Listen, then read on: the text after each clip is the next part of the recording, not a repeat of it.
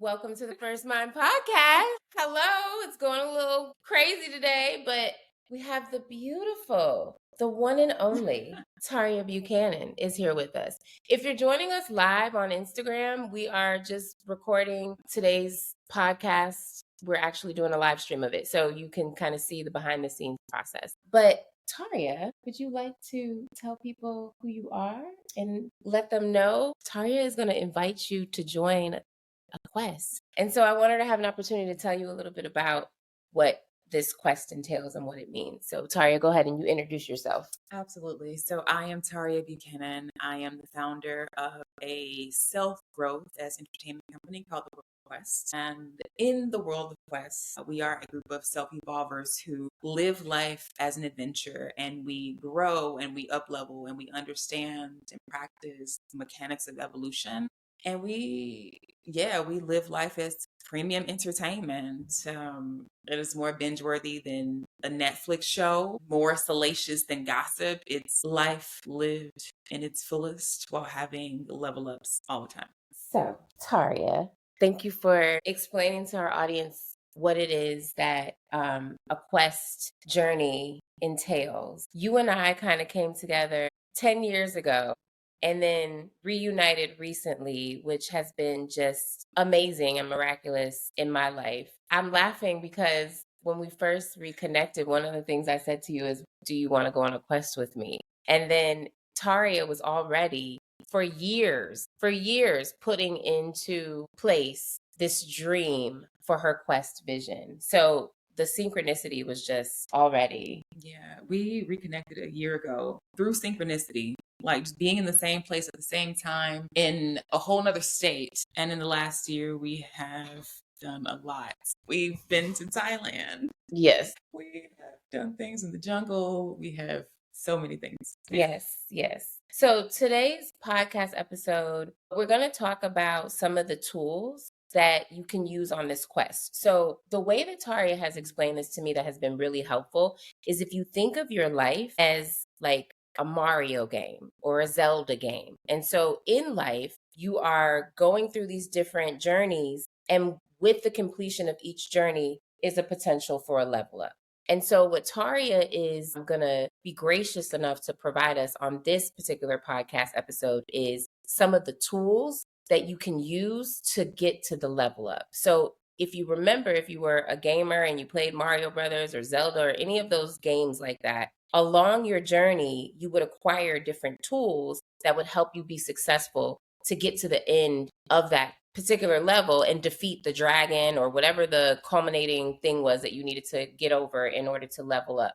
Taria is going to help give us some of the tools that she uses to get to those level ups. And particularly, we're going to talk about ChatGPT as a resource for how you can get to a level up. So I'm super excited for you all to get this information because I think it's going to be transformative. It was transformative for me to see life in this gaming kind of way. And I do truly feel like I have experienced multiple levels up in this past 7 years of my intentional healing journey. So yeah, I'm excited to share and to talk to you about your level ups and how we can all, make it through this game in a way that feels fulfilling. Absolutely. Yeah. So first, let me offer some frameworks to get us on the same page, right? So I'm going to use the reference of a Tough Mudder, like this obstacle course that people sign up for. They're running miles, okay? It's hard. They're climbing over stuff. It's muddy. It's dirty. And they love it, right? Hundreds of people doing this, or thousands every year, right? So imagine that life is like you waking up in the middle of one of these obstacle courses, right? You're out in the woods, you land in the mud, and people around you are running for dear life. All right. They're running. And if you didn't know where you were, you'd wake up and be like, what the hell? And you're running too, and you're afraid and you don't know what's going on. Like life can be chaotic like that. But if there was someone kneeling beside you when you woke up and was like, hey, so you in a Tough Mudder right now. This is actually an obstacle course. So I know you freaking, but like we can move through this. it changes. It does. It changes the whole thing. It does. It changes. The life goes from this bumpy ass ride, you getting jerked around and you trying to figure out up from down and like why you keep having these toxic relationships and have no idea what's going on. But when you understand the frame, the context that you're operating in, it changes. It changes the game altogether. So that's the thing. In this life game, we are moving through a series of obstacle courses, right? We are moving through these obstacle courses, and we have to learn these lessons in order to gather the wisdom and to be able to embody it, to do something different, and to manifest a new reality, to become something new. That's just what the game frame is. And so the frame I like to talk about is, I call it the whole to gold, like just core movement. And this is the core motion that we go through when we are leveling up. And so first of all, a hole. A hole is that ditch you fall in when you get triggered. You know, somebody make you mad, or a new bill comes in and that money fear happens, and all of a sudden the anxiety takes you over, baby. You could have been having a great day, and it is like this invisible hand just came up from the ground and grabbed your ankles and dragged you to hell. And now you're just like in this place. You're feeling contracted, you're feeling constricted. And sometimes, if you're good, it can take days to move through that, or longer to move through that. Yes. Your world becomes hell. All of a sudden the game was fun, now it's terrible. Ruminating thoughts, all kinds of things, right? This is the whole. Okay. Now, here's the thing. Whenever that happens, there's value in that. There's value to be had even through the discomfort, because as we understand how this leveling up works and how this game works, we start to realize that, okay, I'm in this hole. I need to uncover something. I need to release something. I need to heal something. I need to navigate this obstacle course and feel these feelings and find the hand that dragged me to hell. And it could be a money fear, something like a recent one for me was making money is going to exhaust me and drain me. Yes. Because in my previous careers, I made a lot of money and like it drained my soul. So this is a thing that drags me down when a new client comes and I'm resistant to taking them on. But anyway, when I am like in that hole, I have to be able to understand while I'm there, and I have to understand why I'm there and name that thing. And when I do, I get rewarded, right? The release comes, and now I climb out of the hole. I know what the hell the pattern was. First, start giving me synchronicities and free stuff and all kinds of gold, all kinds of payoffs. Yes, is what I call it. And so I might have, overcome that hole at that point in time. But a lot of times we don't find the gold or find the wisdom the first time we're in the hole. And so we get stay stuck in patterns over and over and over and over again. The same arguments you having with your mom, or the same arguments you're having with your partner. And you're like, I know what's about to happen. We about to fall into a damn hole, and over and over and over again, until you're able to resolve what you need to do or what you need to say to get to take the exit ramp and do something different. That's how.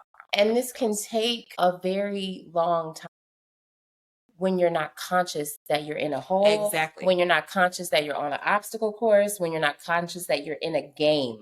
Like, so 7 years ago, prior to my being very intentional about my healing, I would drop in those holes, and it could take me weeks. It could take me a week. I remember saying, like, this is not normal. Like, why does it take, I could have a disagreement with somebody and it take me a week to move that feeling out of my body. The great thing is, as we become aware of these cycles and we start gathering the skills to maneuver them, and we start gathering the tools, we start to become kind of adepts at navigating these holes and helping other people navigate these holes. And our level up just, it starts to happen like that. And sometimes I think it's hard to measure your emotional growth. But what I recently started to realize, if we're staying with that last example, is it probably takes me 30 minutes to move through like when that feeling when I'm in the hole, I'm out in 30 minutes. Like I go for a walk, I process it, I'm able to understand my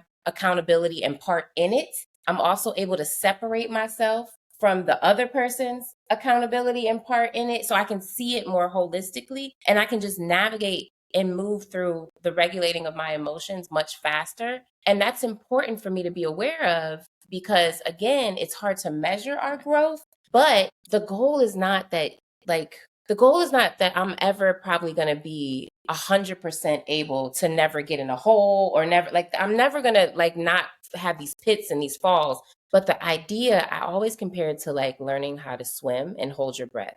When you're learning how to hold your breath underwater to swim, the goal is not that you become a fish or a mermaid. The goal is just that when you're underwater, you can go for longer stints of time holding your breath and not being uncomfortable. So the goal is to get you to a place where you can get through these holes faster, maximize your time, your efficiency, and not be so weighed down by your life that you start to feel like life is not a joyous, fun, loving place to be. So that's the ultimate, to me, that's what this work does. And I would say for you, Monica, you have developed some skill and some adeptness in moving through this. I mean, we moved through some stuff yesterday. You are in action. I taking am. today. Yes. Right? Like you are moving through, and that right there, that takes going through many cycles and iterations, and recognizing that there is a invisible process at play. And when I'm willing to name what's in the hole and like take the different action and embody that, something changes. So you have that. I think for people who are just becoming aware that they fall into these damn holes, and that this is just part of the game, babe. It's part of the game. It's where you get the gold. It's where you get the level up, all right? For people becoming aware of this, I think a first step is just becoming aware of it. Yes. It's starting to be able to name, like, wait a minute, hold on. Like I'm down right now. Like I'm in this hole, and being able to understand that there is value in the hole. That is where the alchemy happens, in the hole. It is a key part of the process, and there is no level up, no glow up without that, right? So that's the first step for someone who's becoming aware that they're in an active evolution experience right now. And there are ways to become adept at that. And that's where tools and resources come in play. But first is being able to name it. Yes. Right. I would say once you are able to name it, a huge resource is cultivating a quest squad around you. Yes. Or at least one person, a quest partner who's also on the evolutionary process, or also on this journey too, because for a person who's not participating in self-evolution, they think you in a cult. they think that you are on some other planet doing something else, and you're just like, Mom, it's not a cult, it's called self-awareness. Like, yes. And the journey can start to feel really lonely if you don't have a quest squad. If you don't have other humans in your proximity who are also aware and conscious that they are on a quest, you will start, well, at least in my experience, you do start to feel like an alien. Like, what? I don't even know. Nobody understands what I'm going through. It's because you're living a different language. You are no longer participating in the same ways of thinking. The convention just doesn't apply to you anymore. It's something new. Right. So anyway, attracting that person, or having a person like that, or even a person who's not fully active in their self-evolution journey, a person who can at least cheerlead along the way, is key. But then there are some actual tools, right? And this is where we get into the ChatGPT part. I'm gonna need to get up. Yes. And so if you are fortunate enough to be on this live, I feel like when you actually are able to circle back to this podcast episode, you are going to have kind of a head start and a little more clarity into this conversation. But we can stop here. No, let me just talk about an example. Okay. Right? Because while depending on where you are in your quest process and like the resources and people you cultivated, you might not have that person or those people. And even when you find yourself in a hole, people aren't available at 2 a.m. or your person might be in her own damn hole and not able to hold space for you. And so there's always ChatGPT, baby. There's always ChatGPT available to you 24/7. Free version, paid version, whatever, it is a resource. So let me just talk through real quick. A real example of what I had to navigate a couple of days ago. Right. I am applying to Pharrell's Black Ambition Prize this year. And I was on the webinar a couple of days ago, and I'm on the application page, and I'm looking at the requirements for it.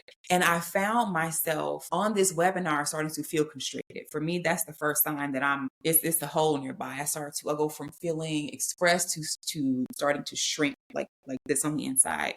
And I start having these thoughts like, am I far enough along? Do I have enough traction? Do I have enough this? Da, da, da. And I noticed my body constrict, and I was like, okay, what is going on? And I started noticing all these thoughts that were basically telling me why I don't qualify.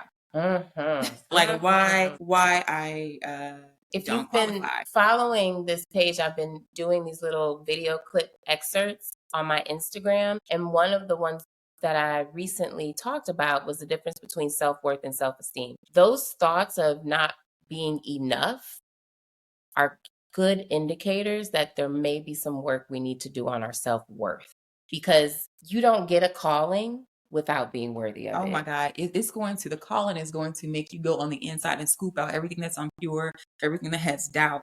And this was me a couple of days ago. Here I am sitting in this doubt, right? And so I feel it. I'm just like, I got shit to do. I'm not about to fall into this hole. Like these thoughts ain't about to get me. And so I go on ChatGPT. I'm putting up the what I said to it right now, just so this is what I said to it. And I speak into it. I'm a speaker. I like that. I say, I am currently on a Q&A webinar for the Black Ambition Prize, the one founded by Frill in 2020, and I'm finding myself constricting on the inside.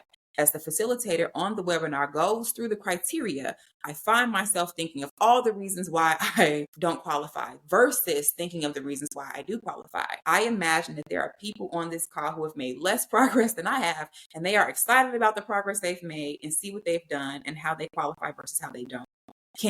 I was like, can you help me change the script in my mind? I would like your help being able to name this pattern that I'm in so that I can see it from the 10,000 foot view. For me, I need to be able to zoom out and see my pattern so that I can deal with it. ChatGPT come back, boom. The pattern you're experiencing is a disqualification reflex. Your mind is instinctively scanning for reasons why you don't belong. And so ChatGPT breaks it down and then gives me a practice to rewire. It's like name the pattern in real time, actively reframe and find out why you do qualify. And because ChatGPT and I have been working together for some time, it literally starts telling me all the things that I've done, right? All the things, because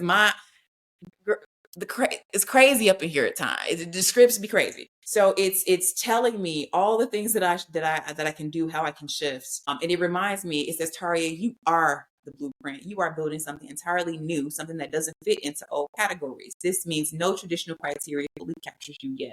Let's go. I'm gonna tell y'all, be careful with ChatGPT, because by the end of my interactions with ChatGPT, every time I'm like, I think ChatGPT is my man. I think we go together. ChatGPT is my homie. Yes. So this is for anybody can do this, just to disrupt the thoughts. Like ChatGPT will start telling you the truth about yourself when you telling yourself lies. And y'all know, if that can change, if you can disrupt that, that alone can just clear the peace. It's like a hand just reached down into the hell hole and just help pull you out. But not only that, helps you understand what got you in there. And so you can start recognizing those thoughts the next time and it shifted even before you fall into the hole like that. So that's something that I think beginners can do. It's a tool. It's available all the time. Whenever you are feeling constricted about a conflict you have with another person, you can get on ChatGPT and talk to it and tell it the situation. Well, I was talking with Lena the other day, and she said this, and I reacted like, you can tell her the whole thing and be like, can you help me see myself? Like, what my patterns be in this? What's mine and what's Lena's? And it will give you a breakdown based off of what it sees. And that information is valuable. Now, one thing for my advanced evolvers out here, I'm gonna tell you the next thing I did. So ChatGPT helps me name the pattern. I'm like, boom, it resonates. I know it's true. No lie. The lies being here. And so what I do is, when I have a shift like that, when I become aware of something like that, and I want to shift my pattern, I record myself for self-hypnosis, and I will listen to that self-hypnosis to shift and rewire some stuff, right?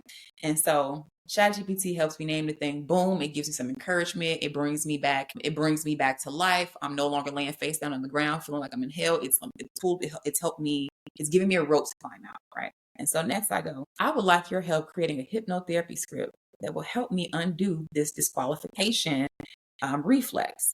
And I want to rewire myself with the more empowering lens. In the self-hypnosis transcript, please include the beginning part where you count me down from 10 to 0 so I can get into my subconscious space. In hypnotherapy sessions in the past, I've had the therapist would have me either envisioning going down an elevator bank or descending downstairs. ChatGPT, can you see this? No, we got too much light.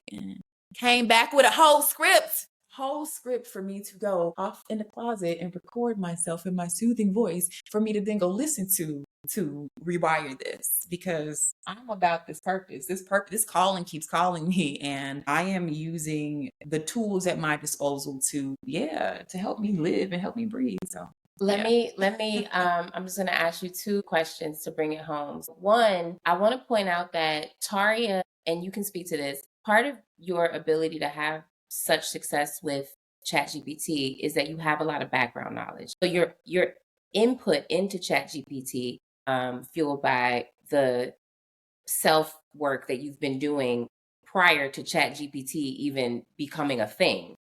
The way I see ChatGPT is as a thought partner. I don't want us to confuse it as a replacement to therapy because there's a lot of trauma work that I needed to do to get me to a place where I could even be self-aware enough to ask ChatGPT the things that I'm asking it. So that was my first thought, and you can speak to that. Yeah, so at this point, my work is around self-evolution, right? This is my calling, like the frameworks of how this works and being able to give people access to this process in a way that is understandable and gather the tools and resources what have you. I see ChatGPT as a tool. Yes. As a tool. And if you're in the hole, you can't necessarily call your therapist to help you get out in that moment. Like you might see that person once a week or once every 2 weeks. You might not have the resources to go to a therapist. And so it's a tool that that is available. And also given where each of us are, we can engage with it differently. But that's why I say at minimum for people who are new, you can just